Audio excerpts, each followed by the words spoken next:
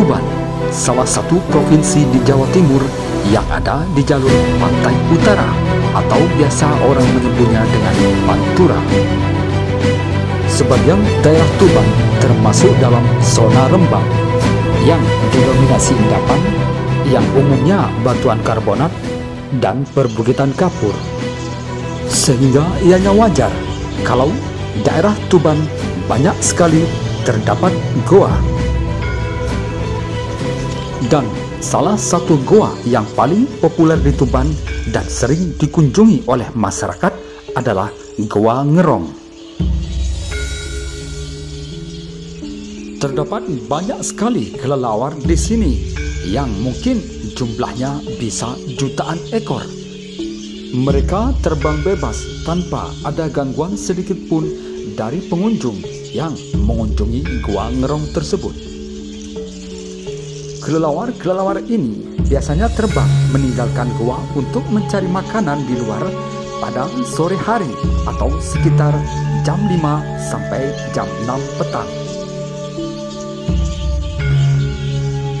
Di samping jutaan kelelawar yang menghuni Goa Ngerong tersebut, juga ada ribuan ikan yang menghuni air di dalam Goa Ngerong ini.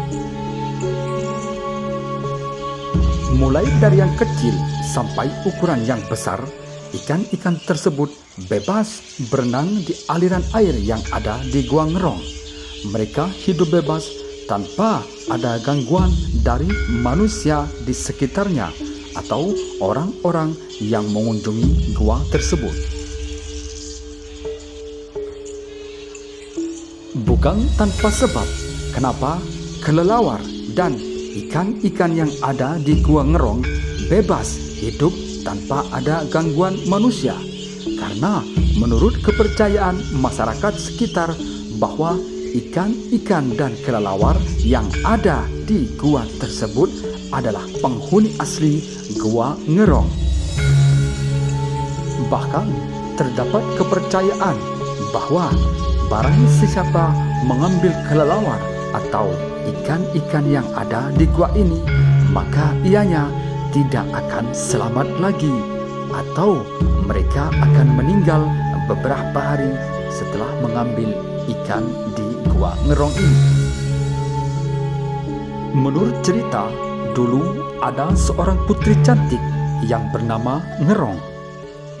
Konon putri cantik tersebut bertapa di dalam Goa Ngerong hingga raganya menghilang. Sang putri cantik tersebut digambarkan memakai kebaya dengan selendang di bahunya sambil membawa tas khas orang dusun. Menurut cerita, sang putri sering terdengar suaranya dan sering muncul di sela-sela orang yang sedang nyekar atau sedang menabur bunga di dalam Goa Ngerong. Menurut kepercayaan masyarakat sekitar, ikan-ikan dan kura-kura yang menghuni air di dalam goa tersebut merupakan jelmaan bidadari dan senopati kerajaan Gumenggang yang dikutuk oleh dewa karena membuat kesalahan. Dalam kisah lain juga menyebutkan bahwa salah seorang pemimpin kerajaan Gumenggang yang bernama Arya Bangah melakukan pertapaan di gua ini demi untuk menyelamatkan wilayahnya yang sedang dilanda kekeringan. Selesai bertapa dan ditemani dua pengawalnya, dia membuat sedikit galian di dalam tanah. Ketika Raden Arya Bangah pergi melangkah dari tempat pertapaannya, kemudian galian lubang yang ia buat tadi membentuk lubang besar yang kini disebut dengan Goa Ngerong. Ngerong sendiri berasal dari bahasa Jawa, yaitu rong, yang berarti lubang.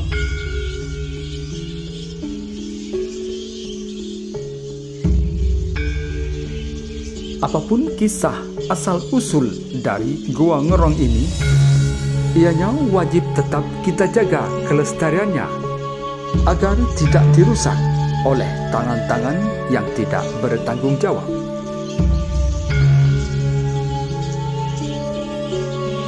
Karena jika kita menjaga bersama-sama tempat ini, akan terjaga keindahannya dan kealamiannya.